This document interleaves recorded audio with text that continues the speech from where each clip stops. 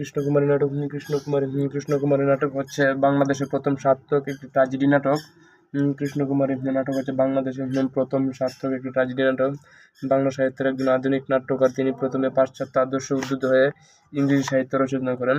বাংলা সাহিত্যের একজন আধুনিক নাট্যকার ছিলেন। তিনি হচ্ছে প্রথমে পাশ্চাত্য আদর্শ উদ্ধৃত হয়ে ইংরেজি সাহিত্য রচনা করেন। পাশ্চাত্য আদর্শ উদ্ধৃত হয়ে তিনি ইংরেজি সাহিত্য রচনা করেন।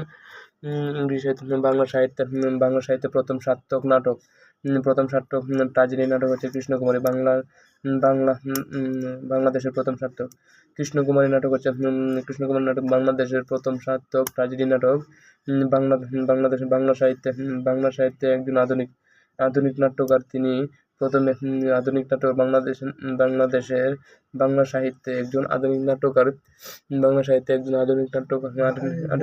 ছাত্র আন্দোলন, জুলাই আন্দোলনের সবচেয়ে কনিষ্ঠ শহীদের বয়স কত? জানি না, আজকে পোস্ট করছে 3 মাস।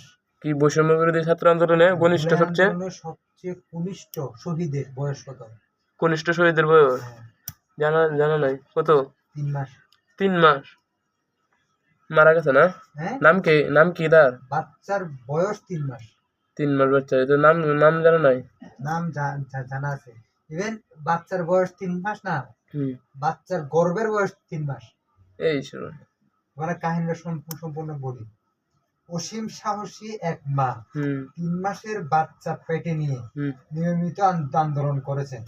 5 আগস্ট কোমরের লাঠি দিয়ে আঘাত করে ছাত্রলীগের সন্ত্রাসীরা। আর কখনো মা হতে পারবেন না শহীদের মা। বোন, আপনাকে আমরা কিভাবে মূল্যায়ন করব? আশেপাশ থেকে একবারও বললেন না, ভাইয়া আমিও শহীদের মা। রাজশাহীর না গোটা বাংলাদেশের সর্বকনিষ্ঠ শহীদ মোহাম্মদ না? হ্যাঁ। জুলাই বিপ্লবের সবচেয়ে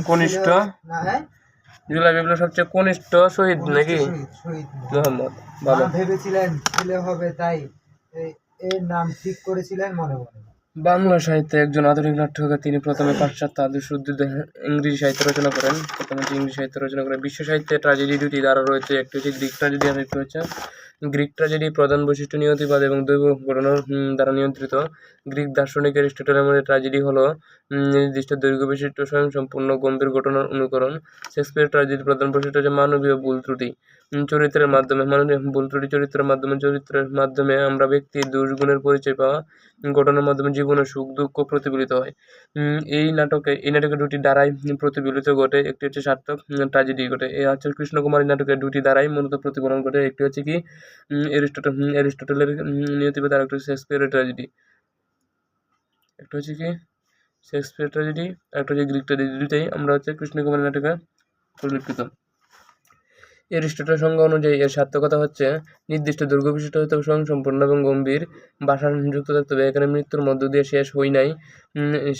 এখানে যে মৃত্যুর মধ্য দিয়ে শেষ হয় নাই, এখানে হচ্ছে মুবারের সকল কাহিনী, মুবার রাজার পতন, শক্তিহীনতা, দুর্ভাগ্য, কুমারীর মৃত্যু, সকল কিছুই হচ্ছে আমাদের এই কৃষ্ণকুমারী নাটকে পাওয়া যায়। এখানে যে কৃষ্ণকুমারী নাটকের যে মুবার রয়েছে, মুবার রাজ্যের সকল কাহিনী রয়েছে, মুবার রাজার পতন, শক্তিহীনতা, দুর্ভাগ্য এবং মৃত্যুর, করুণ মৃত্যুর, কুমারীর মৃত্যু, গুরুগম্ভীর ও সর্বদিব্যপূর্ণ। 5টি অঙ্ক, 14টি বিভক্ত, ভাষা সুসজ্জিত এবং অরঙ্গ সমৃদ্ধ এবং সুবিন্যস্ত, মানুষের মনে রচনা উদ্রেক করে। গ্রিক ট্র্যাজেডির নায়ক সাধারণ হচ্ছে উচ্চ স্তরের মানুষ হবে।